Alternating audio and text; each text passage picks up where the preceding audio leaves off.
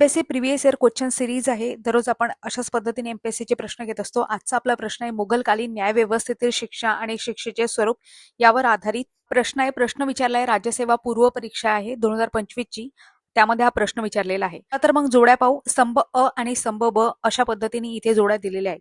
स्तंभ अ मध्ये सांगितलेले आहे हद्द, ताजीर, किस्सास आणि तहशीर. तर स्तंभ ब मध्ये शिक्षेचं स्वरूप सांगितलेलं आहे जशास तसे, मानहानी किंवा धिंड काढणे, ताकीद, समज वा हद्दपार, त्याच्यानंतर मृत्यूदंड आणि हातपाय तोडणे. या पद्धतीने मुघलकालीन न्यायव्यवस्थेचे काही शिक्षेचे स्वरूप सांगितलेले आहे. आता आपल्याला योग्य जोड्या जुळवायच्या आहे. तुम्हाला एक एक डिटेल माहिती सांगते. आता हद्द म्हणजे काय? म्हणजे कुराणामध्ये ठरवून दिलेली निश्चित व कठोर शिक्षा असं आपण म्हणू शकतो. या शिक्षेमध्ये त्याकडे बदल करणे शक्य नसे. जसं चोरी केली तर हात तोडणे, त्याच्यानंतर अभिचार तर दगड मारून मृत्यू किंवा फटके देऊन मृत्यू, दारू पिला तर फटके देऊन मृत्यू पद्धतीच्या शिक्षा असत ज्या कठोर मानल्या जात.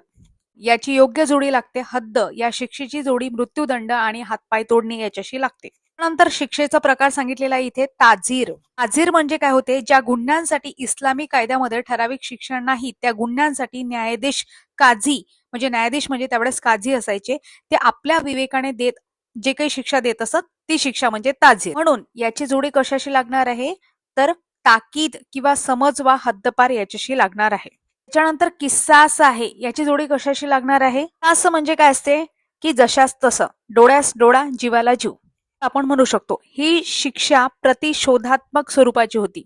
साधारण भाषेत आपण असं म्हणू शकतो, एखाद्याने खून केला तर त्यालाही मृत्यूदंड, एखाद्याने हातपाय तोडले तर गुन्हेगाराचेही हातपाय तोडल्या जात होते. अशा पद्धतीने म्हणजे जशास तसे असं आपण म्हणू शकतो. त्याला म्हणतात किस्सास. त्यानंतर येते तहशीर.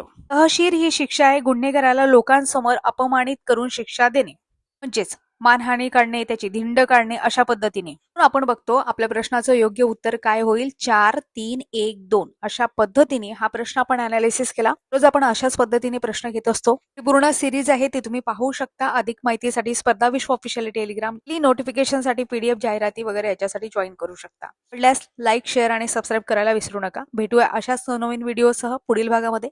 तोपर्यंत तुम्हा सर्वांच्या